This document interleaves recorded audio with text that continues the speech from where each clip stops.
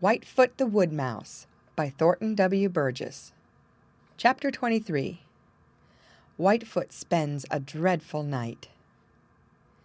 Pity those who suffer fright in the dark and stilly night. Whitefoot.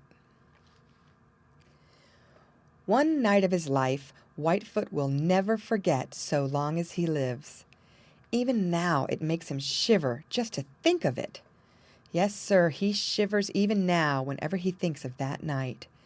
The black shadows had come early that evening, so that it was quite dusk when Whitefoot crept out of his snug little bed and climbed up to the round hole which was the doorway of his home.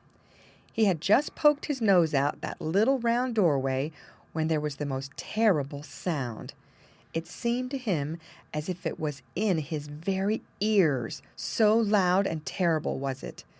It frightened him so that he simply let go and tumbled backward down inside his house.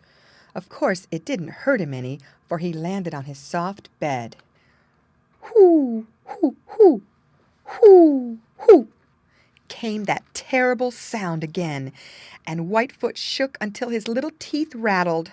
At least that is the way it seemed to him. It was the voice of Hooty the Owl, and Whitefoot knew that Hooty was sitting on the top of that very stub. He was, so to speak, on the roof of Whitefoot's house. Now in all the Green Forest there is no sound that strikes terror to the hearts of the little people of feathers and fur equal to the hunting call of Hooty the Owl. Hooty knows this. No one knows it better than he does. That is why he uses it. He knows that many of the little people are asleep, safely hidden away. He knows that it would be quite useless for him to simply look for them. He would starve before he could find a dinner in that way.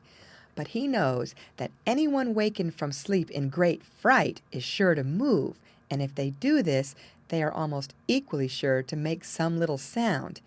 His ears are so wonderful that they can catch the faintest sound and tell exactly where it comes from. So he uses that terrible hunting cry to frighten the little people and make them move. Now Whitefoot knew that he was safe. Hooty couldn't possibly get at him, even should he find out that he was in there.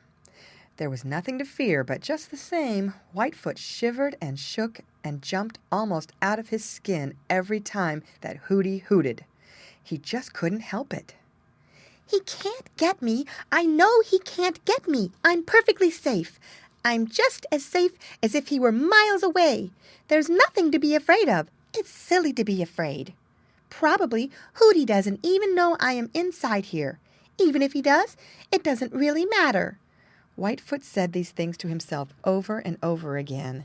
Then Hooty would send out that fierce, terrible hunting call, and Whitefoot would jump and shake just as before. After a while all was still. Gradually Whitefoot stopped trembling. He guessed that Hooty had flown away. Still he remained right where he was for a very long time. He didn't intend to foolishly take any chances, so he waited and waited and waited. At last he was sure that Hooty had left. Once more he climbed up to his little round doorway, and there he waited some time before poking even his nose outside. Then, just as he had made up his mind to go out, that terrible sound rang out again, and just as before he tumbled heels over head down on his bed. Whitefoot didn't go out that night at all. It was a moonlit night, and just the kind of a night to be out. Instead, Whitefoot lay in his little bed and shivered and shook, for all through that long night, every once in a while, Hooty the Owl would hoot from the top of that stub. End of chapter. Read by Lorraine Montgomery for Lit2Go, on the web at fcit.usf.edu.